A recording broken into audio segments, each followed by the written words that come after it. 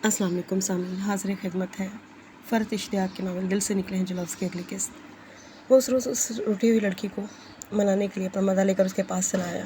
फिर भरपूर एतमाद के साथ, पूरी तैयारी के साथ दरवाजे पर दस्तक देकर वो अंदर दाखिल हो गया। वो राइटिंग टेबल के आगे बैठी कुछ लिखने में मसरूफ़ थी। और जनाब क्या लिखा जा रहा है, उसे देखते ही उसके संजीदा चेहरे पर कोफ्त, नागवारी और बेजारी फैली थी और वो नज़रअंदाज करके मुस्कुराता हुआ उसके पास आ गया था। वो मुतमिन अंदाज में सोफ़े पर बैठ गया, जबकि वदिया की आंखों में नागवारी उसने देख ली थी। दिया, मेरी आंटी और अंकल से शादी की तारीख तय करने की बात हो गई है, तुम्हारा क्या ख्याल है, कौन सी तारीख रखें? वो उसकी नागवारी को अहमियत दिए बगैर बहुत एतमाद से बोला, किसकी शादी? वो व्हील चेयर आहिस्ता आहिस्ता चलाती उसके बिल्कुल सामने आ गई। हमारी शादी, मेरी और तुम्हारी। क्या इतने से दिनों में तुम भूल गए कि हमारी शादी होने वाली थी? अब की शादी के लिए कोई नई तारीख नहीं रखी जाएगी। तुमने ये कैसे समझ लिया कि मैं शादी के लिए मान जाऊंगी? वदिया ने नापसंदीदा निगाहों से उसे देखा। तुम मान चुकी थी दिया, तुम्हारे मान लेने की निशानी अभी भी तुम्हारी उंगली में मौजूद है। तुम्हारे मान लेने की वजह से हमारी मंगनी हुई थी, तुम्हारे मान लेने की वजह से हमारी शादी तय हुई थी। उसने वदिया की किसी बात का बुरा नहीं माना। वो जो भी कह रही थी वो झंझलाहट में, इन लफ्ज़ों में कोई भी लफ्ज़ उसके दिल से नहीं निकल रहा था। वो मुसलसल खुद को बावर करा रहा था। हाँ, जब मानी थी, अब नहीं मानी। तब जिस लड़की से तुम शादी करना चाहते थे वो अपने पैरों पर चलती थी, किसी बेसाखी और व्हील चेयर के बगैर। उसने अपने पाँव पर पड़ी चादर कसकर उठाकर दूर फेंक दी थी। अब उसके दोनों पैर उम्र के बिल्कुल सामने थे, एक बिल्कुल सही सलामत और दूसरा घुटने के नीचे से गायब। उसकी ये खुद अजियती उम्र के दिल पर कैसे ज़ख्म लगाती थी, उसे कैसे बताता? उसे ये नहीं कह सकता था कि खुदा के लिए मुझे ये अजियत मत दो। ये माजूरी अब ऐसी माजूरी नहीं रही दिया जिसे हम इशू बना सकें। वैसे तो पाकिस्तान में भी इस हवाले से काफ़ी तरक्की हो चुकी है, लेकिन मैंने सोचा शादी के बाद हम लंदन चले जाएंगे, फिर वहीं तुम्हारा इलाज कराएंगे। तुम्हारी ज़िंदगी पहले की तरह बिल्कुल नॉर्मल हो जाएगी। तुम्हें व्हील चेयर और बैसाखी की कोई ज़रूरत भी नहीं रहेगी। तो अपने क्या मेरे सहारे मेरे सारे काम भी कर सकोगी, और बगैर किसी सहारे और मदद के। तुम्हें खुद तो पता होगा, वरना देखने वालों को नहीं पता चलेगा कि तुम किसी मसनूई उज़ू के सहारे से चल रही हो। उसने बड़ी रसानियत और प्यार से उसे समझाया।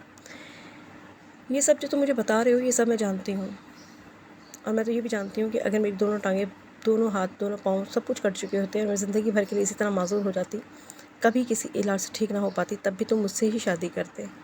अभी तो सिर्फ एक टांग कटी है और वो भी अभी आधी बाकी है। वो अपने पैरों की तरफ देखकर तमस्खराना अंदाज में हंसी। इस सब के बावजूद मैं तुमसे शादी नहीं करूँगी। ये मेरा बिल्कुल अटल और आखिरी फ़ैसला है। इस पर तुम मुझे कितना भी कायल करने की कोशिश कर लो, मैं मानूंगी भी नहीं। मेरा जवाब आज भी यही है, कल भी यही होगा, 10 साल बाद भी यही होगा। इसलिए तुम मुझे समझाने में अपनी तवानाई और वक्त बर्बाद ना करो। उसके लहजे की सख्ती ने उमर हसन के दिल को मसल डाला था। वो उसे जानता था, वो उसे अच्छी तरह जानता था कि उसका चेहरा नहीं, उसकी आंखों को पढ़ा करता था। आज उसकी आंखों में उसके लिए वही सख्ती और वही इनकार था जो इसके लफ्ज़ों और लहजे में था। लेकिन वो इस सख्ती से खाइफ नहीं हुआ, वो हार नहीं मानेगा। उसने खुद को समझाया, दिया, हम एक दूसरे से मोहब्बत करते हैं, और मोहब्बत इतनी कमज़ोर नहीं होती कि इन छोटी छोटी बातों से ख़त्म हो जाए। तुम मुझे बताओ, अगर जो हादसा तुम्हारे साथ हुआ मेरे साथ होता, तो क्या फिर तुम मुझसे शादी से इनकार कर देती? अगर इनकार ना भी करती, तब भी चंद सालों के बाद अपने फ़ैसले पर पछताती ज़रूर। एक माज़ूर इंसान के साथ ज़िंदगी गुजारने का फ़ैसला कड़ी आजमाइश हुआ करता है, और इस कड़ी आजमाइश में मुब्तला होने वाले अगर तुम्हारी तरह वफ़ादार हों, तो हिम्मत और हौसले से सारी ज़िंदगी समझौते के साथ हंसी खुशी ज़िंदगी गुजार भी लेते हैं। रही मोहब्बत, तो वो आजमाइश वाले सफ़र के आगाज़ में ही कहीं खो चुकी थी। वो उसे ये तवक्को रखती थी, वो उसे ऐसा समझती थी। उसके दिल को यकीन नहीं आ रहा था कि आज उसे इस लड़की को अपनी मोहब्बत का यकीन दिलाना पड़ेगा जिससे वो बहुत मोहब्बत करता है। कमाल अली ख़ान और नायला को अपनी मोहब्बत का यकीन दिलाने के लिए उसके पास लफ्ज़ों की कोई कमी नहीं हुई थी, मगर उसे, वदिया कमाल को, क्या इन सवालों के जवाब दिए जाते हैं? क्या इन सवालों के जवाब मांगे जाते हैं? वो उसके मुंह पर खींच कर कई तमाचे मार देती, उसके मुंह पर नफरत से थूक देती, उसे जो मर्ज़ी कह लेती, काश ये ना कहती। वो उसके पास से उठ गया। उसके दिल की नगर में हर तरफ उदासियों के डेरे थे। न जाने दिल से मोहब्बतों का मौसम रुखसत हुआ था या यूं ही महसूस हो रहा था। रात गए तक वो यूं ही मारा मारा सड़कों पे फिरता रहा। जिस सुकून की तलाश थी वो उसे कहीं नहीं मिल रहा था। वो इस घर में वापस नहीं आना चाहता था। उसने घर फ़ोन कर दिया कि उसे एक पुराना दोस्त मिल गया है।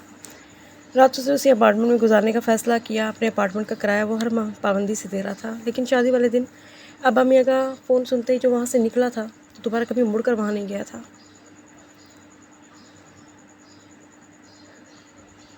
सारी रात जागते रहने के बाद सुबह वो घर आया तो उसका दिल उदास पसमुर्दा ही था। लेकिन वहाँ नाहिला उसे बेतहाशा जोश व खरोश से बुआ जी को दोपहर के खाने की हिदायत देती नजर आई। शायद कोई दावत थी। बुआ जी ने अंदर से उसके नाम आया ख़त उसके हाथ में पकड़ाया और किचन में चली गई। वो वहीं बैठे हुए लिफाफा खोलने लगा। नायला उसके सामने सोफे पे बैठी हुई थी। मैंने सोचा देर नहीं करनी चाहिए, फिर आज छुट्टी का दिन भी है। रात ही मैंने सबको फ़ोन कर दिया था, लंच पर मैंने सबको इनवाइट कर लिया है, बस आज की तारीख तय कर लेंगे। आज ही कोई ना कोई तारीख तय कर लेंगे। उसने उनके खुशियों भरे चेहरे पर को अफसरदगी से देखा, साथ ही ख़त के मज़मून पर नज़र दौड़ाई। वो उसके कॉलेज से ख़त था और उस ख़त में खासे सख्त और तनबीही अल्फाज में उससे पूछा गया था कि वो अपनी जॉब पर आने का इरादा रखता है या नहीं। डैन उसे ज़ाती हैसियत में बहुत पसंद ना करते होते तो शायद उन्हें इतनी रियायत की गुंजाइश भी ना निकाल पाते, मगर रियायत और गैर मामूली सलूक भी एक हद तक ही हुआ करता है। बस मज़ीद रियायत की कोई गुंजाइश नहीं थी। उसे फ़ौरन लंदन वापस पहुंचना था। अब वो मज़ीद नहीं रुक सकता था। ये उमर हसन और वदिया के मुस्तकबिल का सवाल था, लेकिन शादी के लिए नहीं मान रही थी। उसे अकेला छोड़कर नहीं जा सकता था। मौजूदा हालात और वदिया की मौजूदा कैफियत में उसे लंदन छोड़कर कैसे चला जाए। अगरचे चला गया तो वहाँ सुकून से कैसे रह पाएगा। अब हम ये ज़िंदा होते तो बात दूसरी थी। फिर उसके वक्त इनकार को वो कबूल करके उसकी ज़िद और हठधर्मी से बाहर निकलने के लिए वक्त देकर अकेला चला जाता। मगर अब मियाँ नहीं है। नायला और कमाल अली ख़ान उसके माँ बाप होने के बावजूद, उसे बेपनाह प्यार करने के बावजूद उसके इतने करीब कभी भी नहीं रहे थे। उसकी ज़हनी और जज्बाती उलझनों और कश्मकश को अच्छी तरह समझ पाते हैं। ऐसे अफराद वदिया कमाल की ज़िंदगी में सिर्फ दो ही थे, एक सादत अली ख़ान, दूसरा उमर हसन। एक उनमें से रहा नहीं था और दूसरा वहाँ मौजूद था। जिस तरह वो खुद को सबसे दूर कर रही थी, गोशा नशीन हो रही थी, अगर वो उसे इसी हालत में यहाँ छोड़कर चला गया तो खुद को बिल्कुल तनहा कर लेगी। बहुत अच्छा किया आंटी आपने, कॉलेज से बड़ा ठीक ठाक धमकियामेज़ ख़त आया है। अब तो शादी की कोई बिल्कुल करीब की तारीख रखनी पड़ेगी। वो चेहरे को अफसरदगी ख़त्म करके खुशगवार मुस्कुराहट में बदलने की कोशिश करके बोला, अगर बात थोड़ी सी ज़बरदस्ती करके मनवानी पड़ जाए तो क्या हर्ज है। अगर वो प्यार से नहीं मान रही तो ज़ोर ज़बरदस्ती से ही सही, उसे साथ लिए बगैर तो हरगिज़ भी यहाँ से नहीं जाएगा। आंटी अपने रिश्तेदारों को इनवाइट कर चुकी थी और उसने ये नहीं बताया था कि वदिया कमाल उसे क्या कहा है। घर पर जमा हुए अजीज़ व कारब माँ बाप की इज़्ज़त के ख्याल से वह हज़ार तिल मिलाने के बावजूद भी कुछ बोल नहीं पाएगी। घर पर मेहमान आ चुके थे और वो फ्रेश होकर उनके दरमियान आकर बैठ गया था। वदिया के दोनों मामू, तीनों खालाएँ, ददीहाल से अब्बा मियाँ के छोटे भाई बहन, कमाल अली ख़ान के फर्स्ट कज़न्स, आने वाली हफ्तावार छुट्टी का दिन उमर की ख्वाहिश पर तय किया जा रहा था। जब बेसाखी के सहारे चलती वदिया ड्राइंग रूम में दाखिल हुई, उसके चेहरे पर बेतहाशा गुस्सा और तैश था। अस्सलाम वालेकुम। उसने उमर के चेहरे पर निगाह नहीं डाली। वो बाकी मौजूद तमाम लोगों को, ख़ासतौर पर अपने माँ बाप की तरफ मुतवज्जो थी। सब ने उसके सवाल का जवाब कदरे हैरत से दिया। उसका अंदाज़ उसके चेहरे के तासुरात ही इस किस्म के से, पापा मैं उमर से शादी नहीं करूँगी, ना आज, ना आइंदा, ना कभी। अपने वाज़ेह इनकार और साफ लफ्ज़ों में मैंने इसे कल ही बता दिया था। इसने आप लोगों को नहीं बताया।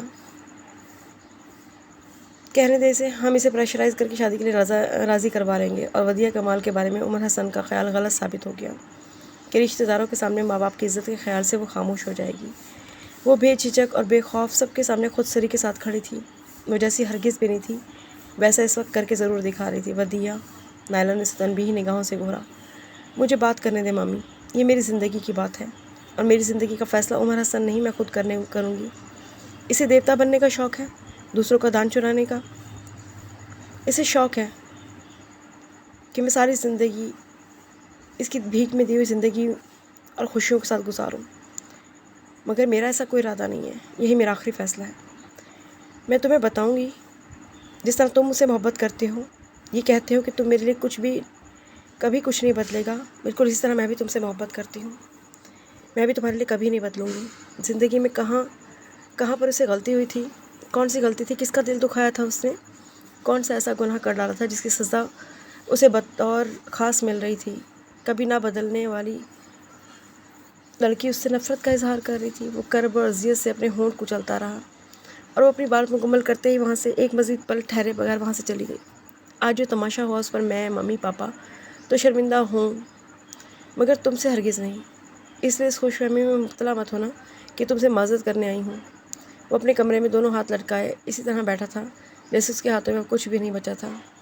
वो आंटी अंकल से शर्मिंदा था, बहुत ज़्यादा शर्मिंदा। सबके जाने के बाद उसने बड़ी नदामत से उन दोनों से माफ़ी मांगी थी। आज के वाक़े के ज़िम्मेदार और कसूरवार खुद को समझता था। शर्मिंदगी और नदामत की इस कैफियत में घिरा जिस वक्त वदिया उसके कमरे में आई। आज के तमाशे से अगर तुम्हारा दिल नहीं भरा तो कोई और तमाशा कर देखो। आज तुमने थोड़े से लोग जमा किए थे, चाहो तो पूरा ख़ानदान बमा निकाह गवाहों की इकट्ठा कर लो। मैं तब भी किसी जज्बाती ब्लैकमेलिंग का शिकार नहीं होने दूंगी खुद को। दिया मुझे जल्दी वापस पहुंचना है लंदन, प्लीज़ समझने की कोशिश करो। तुम जाओ, मैंने तुम्हें रोका है? मैं तुम्हारे बगैर कैसे जाऊंगा? तुम्हें अपनी ज़िंदगी में चाहे मेरी ज़रूरत हो या ना हो, मगर मेरी ज़िंदगी में तुम्हारी बहुत ज़रूरत है दिया। प्लीज़ मुझे आजमाओ मत, मैं तुम्हारे बगैर नहीं रह सकता। मुझे तुम्हारी बहुत ज़रूरत है दिया। वो कह चुकी थी कि मैं कायल नहीं होंगी, फिर भी उसे कायल करने की नाकाम कोशिश कर रहा था। ये डायलॉग्स अगर तुम अपने किसी नावल में लिखो तो पढ़ने वालों को बहुत अच्छे लगेंगे, मगर ये ज़िंदगी है उमर हसन, एक हकीकी ज़िंदगी। ये तुम्हारे नावल का कोई सीन नहीं है जिसके बहुत सारे किरदार एक दूसरे पर जान निछावर करके देवता बन जाते हैं और दूसरा उनका पुजारी बन जाता है और पढ़ने वाले खुश हो जाते हैं। वाह भाई वाह, क्या मोहब्बत है, सच्ची मोहब्बत। मैं तुम्हारे बगैर नहीं जाऊंगा दिया। उसके तंज़िया जुमलों का असर कबूल किए बगैर वो बच्चों की तरह ज़िद्दी लहजे में बोला, तो ना जाओ, बैठे रहो सारी ज़िंदगी यहाँ मेरे इंतज़ार में। हाँ, बस ये याद रखना कि आज जैसा कोई तमाशा फिर कभी ना हो, वरना नताइज की ज़िम्मेदार मैं नहीं तुम होंगे। वो जिस तरह तनफ़ुर और तमस्खर ले उसके कमरे में आई थी, इसी तरह वहाँ से निकल कर भी चली गई थी। वो बिल्कुल खामोश हो गया था। ज़िंदगी जिस रुख पर, जिस रफ्तार से जा रही थी, उसे बदलने में नाकाम हो रहा था। आजकल घर पर बहुत कम देर के लिए जा रहा था। उसे देखकर गुस्से में आ जाती थी, फिर गुस्से में खाती पीती भी नहीं थी। वो अपने वालिदैन और सब दूसरे लोगों के साथ बदसलूकी करती थी, इसलिए उसने घर पर रहना और रात को वहाँ सोना बिल्कुल छोड़ दिया था। वो उसके पास जाना नहीं छोड़ सकता था, तो कम से कम तो कर सकता था, किसी और के लिए नहीं, सिर्फ वदिया की सेहत और खुशी के खातिर। वो दिन भर में एक मरतबा फ़ोन करके उसकी खैरियत पूछ लेता और एक मरतबा थोड़ी देर के लिए घर आ जाता। कमाल, नायला और बुआ जी से मिलता और महज चंद सेकंड उसके कमरे में जाकर उससे अस्सलाम वालेकुम और कैसी हो जैसी मुख्तसर बात करके बाहर आ जाता। वो उसे जवाब दिए बगैर अपना काम करती रहती और चूँकि इस चीज़ के लिए वो खुद को तैयार करके लाता था, इसलिए जवाब का सिर्फ 1 सेकंड इंतज़ार करके फिर उसे उसके कमरे में अकेला छोड़कर यूँ ही बाहर भी आ जाता था। ऐसा कब तक चलेगा वो नहीं जानता था, मगर 5वें रोज़ जब उसने फ़ोन पर कॉल की तो कॉल वदिया ने रिसीव की। उसे लगा वो उसकी आवाज़ सुनते ही फ़ोन बंद कर देगी। अपने कमरे से निकलना, लोगों से मिलना, टेलीफोन कॉल्स अटेंड करना, उसे सब कुछ छोड़ा हुआ था। फिर ना जाने आज उसने फ़ोन कैसे अटेंड कर लिया, कैसी हो। हिचकिचाए हुए लहजे में उसने उससे खैरियत पूछी, इस खौफ में घिर कर कि वो जवाब दिए बगैर रिसीवर क्रेडिट पर डाल देगी। ठीक हूँ, तुम ठीक हो? उसके लबो लहजे पर साकित रह गया। इतने दिनों से जिस सख्ती और तलखी का सहने का बादी हो चुका था, आज उसका नामो निशान तक नहीं था। मैं ठीक हूँ, उसने कदरे मुहतात अंदाज में से जवाब दिया। तुम आज घर नहीं आए? वो इसके सवाल पे बेहोश होते होते बचा। हाँ, वो मैंने का सोच ही रहा था। हैरत से घिरे उसने अटकते हुए पूछा। सोचो मत, फ़ौरन आ जाओ, मैं फ्रूट केक बना रही हूँ और आसार बता रहे हैं कि केक अच्छा बनने वाला है। जल्दी से आ जाओ, हम चाय के साथ पियेंगे। वदिया ने उसे जल्दी पहुँचने की ताकीद करके खुदा हाफिज़ कह दिया था। वो फ़ोन के पास खड़ा कितनी देर तक उसकी रवैये की तब्दीली को सोचता रहा था। खुद तरसी की जिस कैफियत का वो शिकार थी, आखिरकार उसने खुद को उससे बाहर निकाल ही लिया था। और ऐसा क्यों ना होता, वो वदिया कमाल थी, कोई आम लड़की नहीं। वो बस यही सोचकर खुश हो गया था कि वदिया ने ज़िंदगी से दूर भागने की बजाय उसके साथ साथ चलना शुरू कर दिया है। अल्लाह का लाख शुक्र है उमर, वदिया पहले जैसी हो रही है। कल शाम से उसके मिजाज में तब्दीली देख रही हूँ। कल शाम से अपने पापा के साथ बैठकर उसने खूब बातें की, हमारे साथ खाना खाया। फिर आज सुबह खुद मुझसे फरमाइश करके उसने बाज़ार जाने की बात की कि मैं घर पर बोर हो रही हूँ, बाज़ार चलें। उसने मेरे साथ बाज़ार में बहुत सारी शॉपिंग की और अब किचन में घुसी पड़ी है। नायला ने उसे खुशी से सरशार लहजे में ये इतला दी थी। मुस्कुराता हुआ किचन में आया तो वो बुआ जी के साथ मिलकर काम करती नजर आई। आ गए तुम? उमर को देखकर उसकी मुस्कुराहट मज़ीद गहरी हो गई। बिल्कुल ठीक वक्त पे आए हो, केक बिल्कुल तैयार है और चाय भी, बस मैं निकाल ही रही हूँ। उसके लहजे में, उसके बर्ताव में कहीं कोई उलझाव नहीं था। उससे उसी लहजे में बात कर रही थी जिसमें बचपन से करती आई थी। चलो लॉन में बैठकर चाय पीते हैं। चाय बनाकर उसने ट्रे केस में सजाई, प्लेटें रखी, केक और छुरी रखी और फिर ट्रे उमर के हाथ में पकड़ा दी।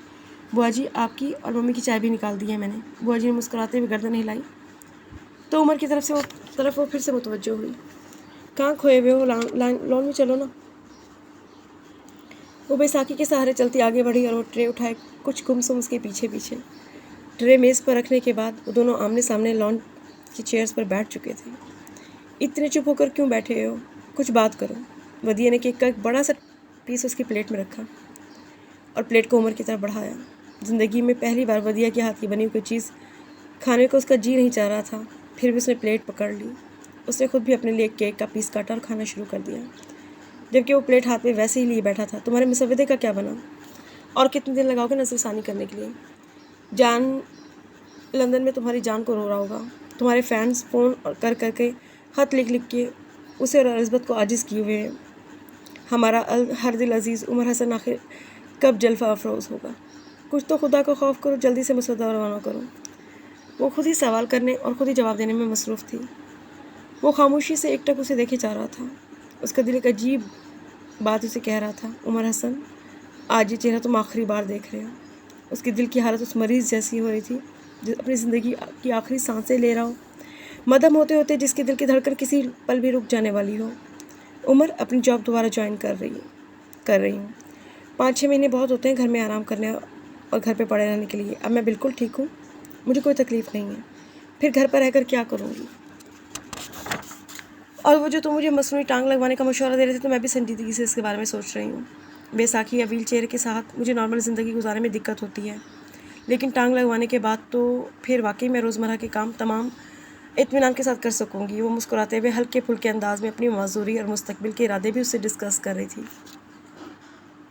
یہ زندگی بھی بڑی عجیب ہے عمر۔ کچھ دیر کی خاموشی کے بعد وہ آسمان پر اڑتے پرندوں کو بغور دیکھتے ہوئے بولی، جو شام کے رخصت ہوتے ان لمحوں میں اپنے اپنے گھروں کی طرف لوٹ رہے تھے۔ ان کے گھونسلے جو ان کی آخری آماجگاہ ہوتے ہیں رات میں، اور جب ہم سے مانگتے ہیں وہ یہ ہمیں نہیں دیتی اور بن مانگے دے دیتی ہے۔ اس مانگنے نہ مانگنے، حاصل ہو جانے نہ ہو پانے سے زندگی سے ہمارے گلے شکوے شروع ہوتے ہیں۔ ہم انسان بڑے ناشکرے ہیں عمر، بڑے ناشکرے۔ جانتے ہو مجھے اس بات کا احساس کب ہوا؟ پرسوں میں مامی پاپا کے ساتھ ڈاکٹر کے پاس گئی تھی۔ وہاں ایک 8 سال کا بچہ، اسے میں نے اسپتال کے گارڈن میں دیکھا، وہ اپنی ماں کے ساتھ تھا۔ میری تو ایک ٹانگ نہیں ہے۔ اس کا پورا دھڑ مفلوج تھا، وہ نہ اٹھ سکتا تھا، نہ کھڑا ہو سکتا تھا، نہ چل سکتا تھا۔ گارڈن میں فٹ بال کھیلتے چند بچوں کو وہ اتنی معصومیت سے ٹکر ٹکر دیکھ رہا